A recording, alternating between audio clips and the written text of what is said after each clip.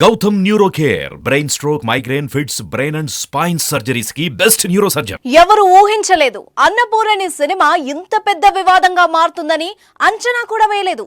కేసుల వరకు వెళ్తుందన్న థాట్ కూడా రాలేదు. సినిమాలో లీడ్ రోల్ చేసిన నయనతార కూడా ఇదే ఆశ్చర్యాన్ని వ్యక్తం చేశారు.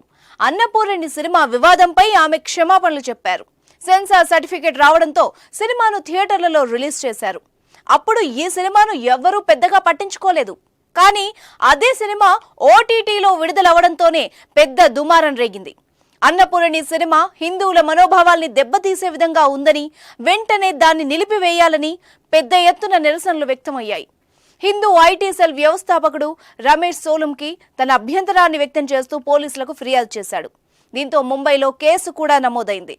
నయనతార, హీరో జై, రచయిత, దర్శకుడు నీలేష్ కృష్ణ ఇంకా నిర్మాతలపై, ఓటీటీ అధినేతపై కూడా కేసులు పెట్టారు. అంతేకాదు కేసులు నమోదవడంతోనే సినిమాను ఓటీటీ నుంచి తొలగించారు. ఈ వివాదంపై నయనతార ఆలస్యంగా స్పందించారు. అన్నపూర్ణి సినిమాను ఓ సానుకూల సందేశాన్ని అందించేందుకు తాము రూపొందించామని, అనుకోని రీతిలో ఆ సినిమా ఇతరులకు బాధ కలిగిస్తుందని తాము కూడా ఊహించలేదని చెప్పుకొచ్చారు. అయితే సెన్సార్ అనుమతి పొందడంతో ఓటీటీలో కూడా విడుదల చేశామని చెప్పుకొచ్చారు. ఇప్పుడు తలెత్తిన వివాదం తీవ్రత ఏంటో తాము ఊహించగలమన్న నయనతార, తాను కూడా భగవంతుడిని సంపూర్ణంగా నమ్ముతానని, దేశవ్యాప్తంగా ఉన్న అనేక దేవాలయాలను తాను తరచుగా సందర్శిస్తూ ఉంటానని, ఆ సినిమా ద్వారా ఎవ్వరి మనోభావాలు దెబ్బతిన్నా కూడా తనను క్షమించాలని కోరారు.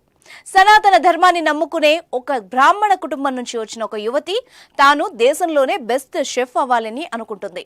తన వృత్తిలో భాగంగా నాన్ వెజ్ కూడా తింటుంది. ఒక సీన్లో హీరో జై ఆమెను నాన్ వెజ్ తినిపించడానికి రాముడు కూడా మాంసం తినేవాడు అనే మాట వాడతాడు. దీంతో ఆ సినిమా వివాదాస్పదంగా మారింది. సినిమా వివాదంపై ఇప్పుడు నయనతార స్పందించింది.